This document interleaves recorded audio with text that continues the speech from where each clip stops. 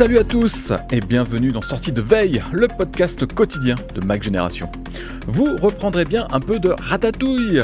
Amazon a mis au point un projet de reconquête des cœurs des Français qui ont une relation d'amour-haine avec le vendeur en ligne. On s'en reparle dans le Flash Info. En deuxième partie d'émission, avec Pierre, on va revenir sur cette alerte émise par le FBI concernant le danger potentiel des bornes publiques qui permettent de recharger son smartphone à l'aéroport ou à la gare. Elles sont bien pratiques, mais il faut quand même faire attention. Cette chronique est réservée aux membres du club Hygiène, alors abonnez-vous. Nous sommes le mercredi 19 avril. Voici les actus qu'il ne fallait pas manquer ce matin. Amazon veut améliorer son image en France, qui n'est pas toujours très bonne pour plein de bonnes et de mauvaises raisons.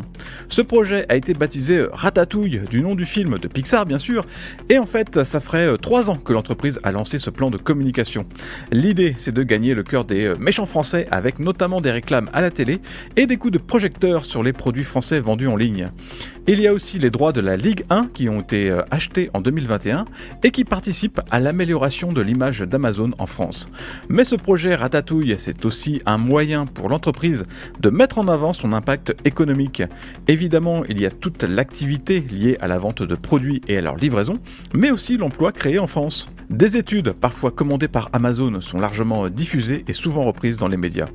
Alors à côté de ça, il y a évidemment les histoires de bidouilles fiscales pour éviter de payer trop d'impôts et aussi les conditions de travail dans les entrepôts qui reviennent régulièrement dans l'actualité. Tout ça, ça tire l'image d'Amazon vers le bas. Il y a donc encore pas mal de boulot pour améliorer la situation. Les disques durs à plateau vont-ils finir par disparaître ? On n'en est pas encore là, mais le niveau des ventes n'est pas vraiment brillant pour ce début d'année. Au premier trimestre, les ventes sont en recul de 35% par rapport à l'an dernier. Toutes les catégories de disques durs sont touchées, mais celle qui a pris le plus cher, c'est le marché des entreprises et des data centers. La baisse est carrément de 45%. Cette chute est d'autant plus problématique pour les fabricants de disques durs que c'est sur ce secteur que les marges sont les plus importantes. Pour le grand public, ce n'est pas tellement plus mirobolant. Les ventes de disques de 2,5 pouces qu'on retrouve généralement dans les disques externes portables reculent de 33%. Et les ventes des disques de 3,5 pouces baissent de 24%. Ce sont des modèles qui sont surtout utilisés dans les NAS et dans les disques externes de bureau. Et a priori, ça ne va pas beaucoup s'arranger. Le marché du PC dans son ensemble est dans les chaussettes. Et puis Microsoft va bien finir un jour par imposer des SSD comme configuration minimale pour Windows 11. Allez, on revient un peu plus chez Apple maintenant avec cette étude autour de la longévité de l'iPhone grâce au marché de l'occasion.